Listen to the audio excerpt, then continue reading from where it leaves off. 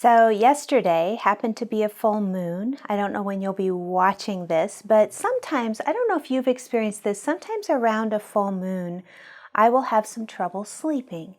And I'll wake up, it's usually around 3 a.m. And it follows a little bit of a pattern, but I generally wake at the same time around 3 a.m. and I'm up for a couple of hours in this really silent, deep, focused time. And there's something that I found that's just really mysterious about that 3 a.m. hour, that thin space before dawn when the world is really hushed and there's not many distractions around, and the veil between our everyday life and the deeper rhythms of the soul level life seems especially transparent. And for me, those hours have become an invitation. They've become a threshold into inner stillness, this sacred pause that is gifted to me in the middle of the night. And whereas in the past I would kind of freak out, oh my gosh, I'm not going to get any sleep and I'm going to wake up tired. And now I have embraced this as almost a gift. It's this gift that comes in the night, and it's time to just be with myself, be with God. And in that quiet, I have also turned to journaling. And journaling has been a spiritual tool for me. I started journaling when I was 9 years old. I lived on a farm in Illinois in the middle of the countryside. There was a lot of quiet. I had a forest behind my house. But I was drawn to journal. And my first journal was one of those little tiny little yellow books. I remember, and it had the little lock on it, like a diary.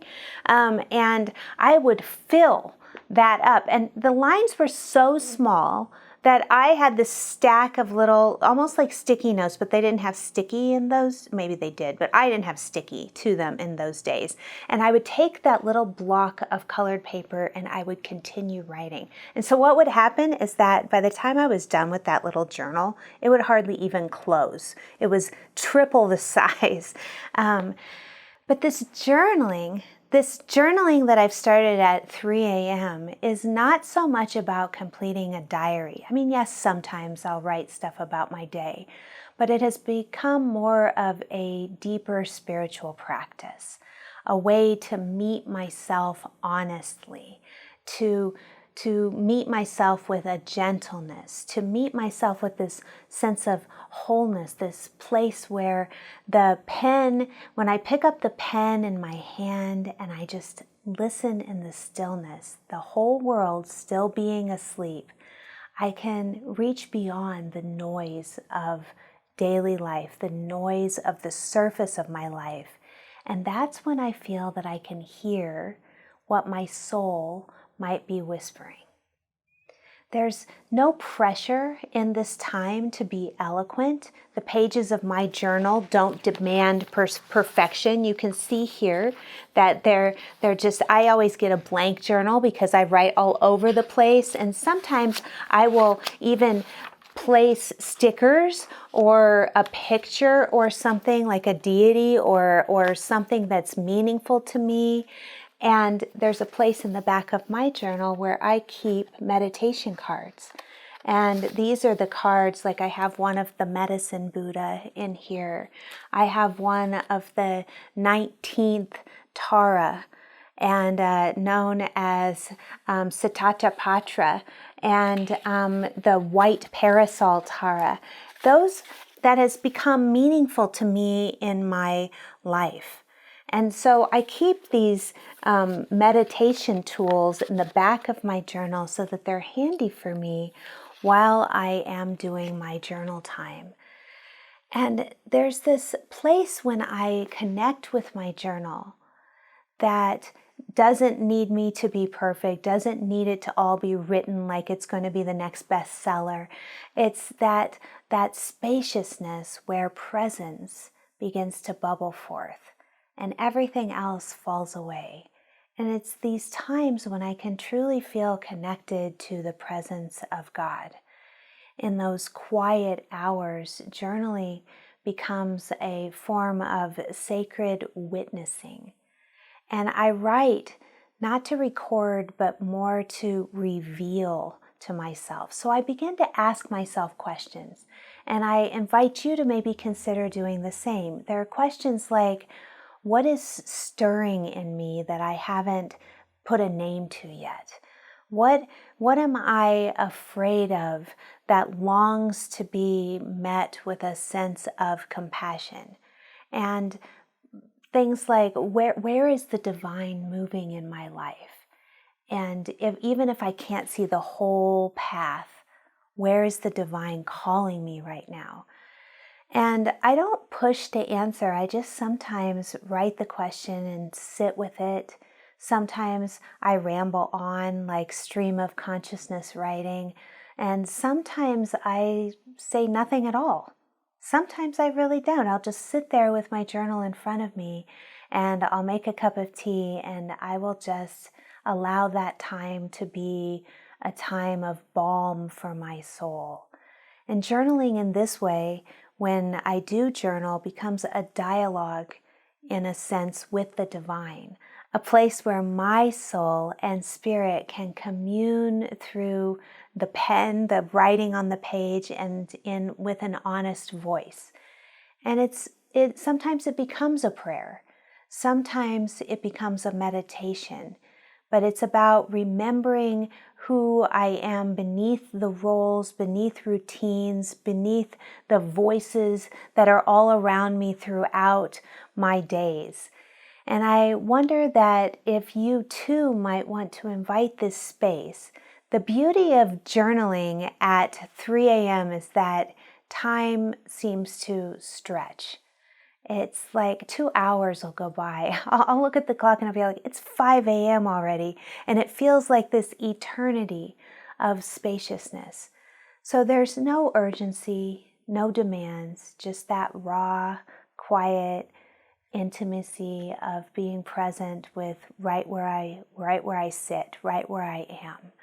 And I absolutely invite you to consider finding a time when the world is asleep that maybe you want to sit in silence, you want to explore, and see what wants to bubble forth from your own soul, what wants to bubble up in your own communion with spirit. And if you decide to take up journaling, I just want to say that for me, since I've been doing it since I was 9 years old, and it has been a really cornerstone of my own spiritual practice, my own ability to regulate the story of my life, sometimes on paper, and sometimes on paper I feel in communion with the divine. Over time, sometimes the pages become archives, places where the shadows that I'm facing in my life become more seen, more collected. They're held. Insights are born out of the pages of my journal. And in rare instances, sometimes a breakthrough emerges.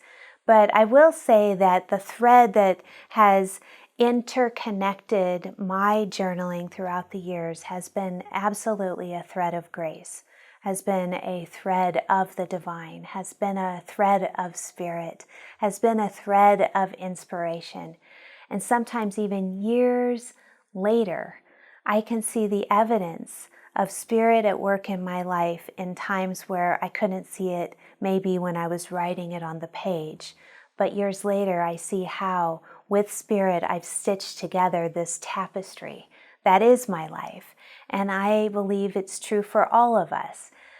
So now when I look back, sometimes it's very clear, and this luminous tapestry is so apparent. It's something that I really cherish and value, this ability to see and to, I think for me, it raises up a deeper sense of gratitude for the path and the way that the path has meandered and continues to meander in my life. So I invite yourself, the next time maybe you find yourself awake in the stillness of the early hours, Perhaps it's a different perspective. It's not necessarily an inconvenience, but maybe it's more of a holy invitation. So light a candle, brew some tea for yourself, and perhaps even open a journal and let the quiet be this sanctuary. Let your pen be an instrument of communication, perhaps even an instrument of prayer. But most of all, perhaps let it be a space where you get to be seen and felt by you and by Spirit, by the divine. I think that the silence speaks volumes in our life. So we'll just close with a moment of prayer. So we gather here together to recognize that infinite presence of the divine right here, all around us, and knowing that one of the languages of the divine is that deep sense of silence. And so we open our hearts, we open our minds to sense that silence right here. And here in that stillness, what I know is that each one of us is an emanation of the divine.